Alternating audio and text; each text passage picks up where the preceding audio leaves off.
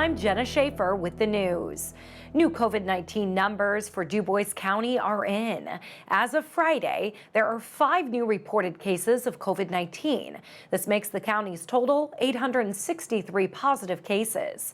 17 people have died from the virus. Around 6,954 people have been tested for coronavirus in DuBois County. The Indiana State Department of Health reported 3,127 deaths, 97,884 positive cases, and 1,497,703 Indiana residents have been tested for coronavirus by Friday afternoon. The numbers for our viewing area are as follows. Starting off with DuBois, 863 cases and 17 deaths. Pike with 110 cases and 1 death. Spencer is reporting 168 cases and 3 deaths. Perry with 197 cases and 14 deaths. Martin reporting 124 cases. Davies with 529 cases and 24 deaths. Orange is reporting 252 cases and 24 deaths. Knox with 370 cases and 6 deaths. Crawford with 71 cases. Posey with 225. Lawrence with 469 cases and 27 deaths. Gibson with 336 cases and 4 deaths, and Vanderburgh with 2,687 cases and 21 deaths. Now, to see a map of coronavirus cases by county, you can head to in.gov/ISDH. A Huntingburg woman has been arrested on drug charges after a traffic stop. 35-year-old Valerie Messmer was arrested and charged with a level 6 felony count of possession of methamphetamine, a Class A misdemeanor of possession of marijuana, and a Class B misdemeanor of OWI. At around 10:30 on Thursday night, Huntingburg police noticed Messmer make an unsafe lane change. When police stopped Messmer, a canine sniff was done on the vehicle. Police found marijuana, crystal meth, and paraphernalia. Messmer was taken to Memorial Hospital in Jasper for a blood draw after failing a field sobriety test. Messmer was then taken to and booked into the DuBois County Security Center without further incident. The school year may look drastically different this fall, but there is one thing that remains the same: school bus stop safety. Getting to school safely starts at the bus stop. Indiana State Police Jasper Post PIO Sergeant David Henderson explains what to do before heading out to a stop the first time.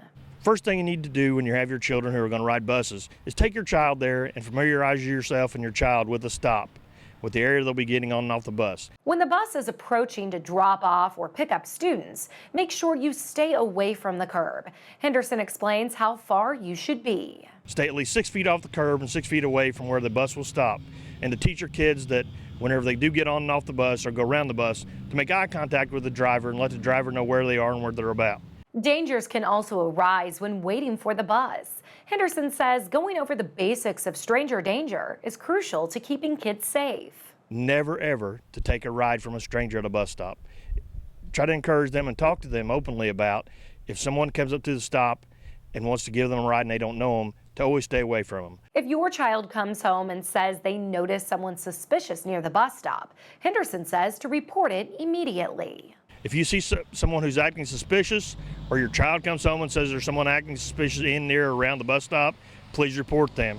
If your child sees someone or you see someone taking pictures, taking photographs, or trying to approach a child that they do not know, or the child is in fear of those people, please contact 911 immediately and we will begin an investigation to keep your child safe. The same principle applies to strange packages and if a student notices a firearm or a strange animal at the bus stop. But these are not the only things that should be reported. We also want to encourage children to report bullying and any other kind of activity from other children on, near, or around the bus. The bus is by far and away the safest way we can transport our children every day. And we need to encourage safety plans and talk to our kids openly about what they can and can't do on the buses. Henderson says if you see something, say something, no matter how small it may seem. For more school bus stop safety tips, head to safekids.org, call your local school district, or contact your local police department. Grab your Minions and movie tickets. The Du Bois County Chamber of Commerce and the Du Bois County 4-H Council are hosting a drive-in movie night at the Du Bois County 4-H Fairgrounds at 8 p.m. on September 19th. Although state laws prevent the title from being released to the public, the chamber can give hints and say Minions are a guarantee.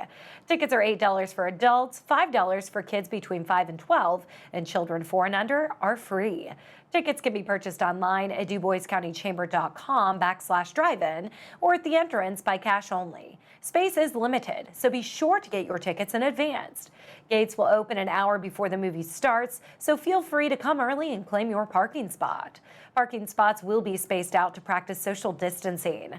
Lawn chairs and blankets are allowed as long as social distancing is maintained. The movie's audio will be broadcasted through a local FM radio station, and snacks and refreshments will be provided by local vendors. Vendors will be masked, and attendees are encouraged to wear one if social distancing cannot be maintained. If your organization is interested in selling movie snacks or refreshments, contact the chamber at info@DuBoisCountyChamber.com or give Brenda Adams a call at 740-974-5644.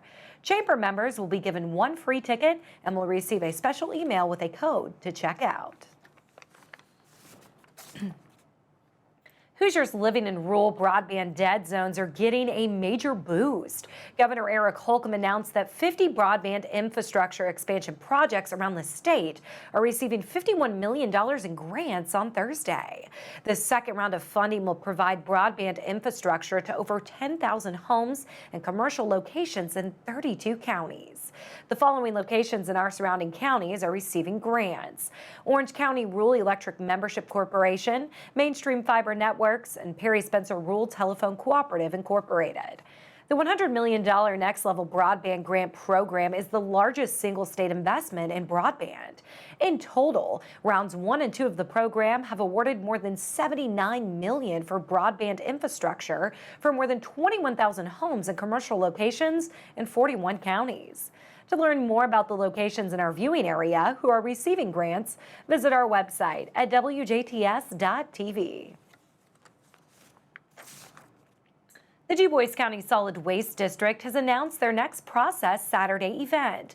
Process Saturday will be held on Saturday, September 12th from 8 a.m. to 12 p.m.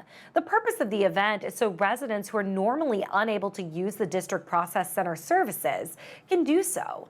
Items that will be accepted at the Process Center include electronics, appliances, household hazardous waste materials, fluorescent bulbs, cooking oil, large metal items, and tires. Information on acceptable items can be found at DuBoisCountyRecycles.org and then by searching the 3R Waste Wizard or by calling the district at 812-482-7865. Unloading assistance is not available, and residents should bring a helper if unable to do so themselves. In addition to unloading their own items, additional safety protocols are in place. Residents are required to wear a face mask while on site and to stay in their vehicle until the attendant has greeted them. One resident will be served at a time, so plan for delays. Process Center Saturday is for Du Bois County residents only. No businesses will be accepted. Although a large bulky item dumpster is on site, large loads will be refused and referred to the Blackfoot landfill in Winslow. All items taken during this time are also accepted during their normal public hours of 8 a.m. to 1 p.m. Monday to Friday. So residents are asked to reserve this event for those unable to come during those hours. All regular fees apply. The District Process Center is located at 1103 South 350 West in Jasper. Girls on the Run of Southwestern Indiana are launching a new virtual club this fall. This is to help keep Du Bois County area girls active and healthy. Heart and Soul by Girls on the Run is an after-school club for 6th to 8th grade girls that combines physical and life skills while creating a safe space for girls to explore and try new things. It will be taught by trained coaches in a safe virtual space with lessons that mirror the in-person Heart and Soul program. Lesson topics include physical activity and social emotional learning, and will give girls the chance to build meaningful connections with their peers and adult role models. Volunteer coaches will receive the training and materials needed to provide a safe, trauma-sensitive space to learn valuable life lessons. To register for the season and for more information, visit gotrswin.org. The Indiana University School of Medicine is seeking up to 1,500 volunteers to take part in a late-stage clinical trial of an experimental COVID-19 vaccine. The medical school announced Thursday that it's one of 81 sites in the U.S. and the only one in Indiana chosen to test the vaccine developed by British drug maker AstraZeneca in partnership with Oxford University. The medical school's testing of the vaccine will be conducted at IU Health University Hospital in Indianapolis. Volunteers will need to travel to Indianapolis to receive 2 doses of the vaccine or placebo, as well as attend follow-up visits. Jasper Community Arts has announced a series of virtual workshops so people can have fun with art. These workshops are available for students kindergarten through 12th grade, as well as adults. The virtual fall workshops will be offered over 6 weeks this coming fall. Workshops being offered virtually include photography, basic oil paintings, kids clay, adult clay, exploring landscapes, sketch of the week, fall fun creations, sweatpants and canvas, stay-at-home art, audition techniques, and theater fundamentals. All virtual workshops will take place via Zoom. In the days leading up to the start of the workshops, participants will be sent an email with a Zoom link to attend each workshop day. A suggested list of materials and supplies will be given to each participant. Supplies will not be provided for virtual classes unless said so beforehand. You may register online at jasperarts.corzio.com by phone or by mail. For more information, call the Jasper Arts Center at 812-482-3070 or visit their website, jasperarts.org, for the registration form. Registration deadline is Friday, September 25th. And we'll take a look at your weather forecast when we come back on 18 WJTS.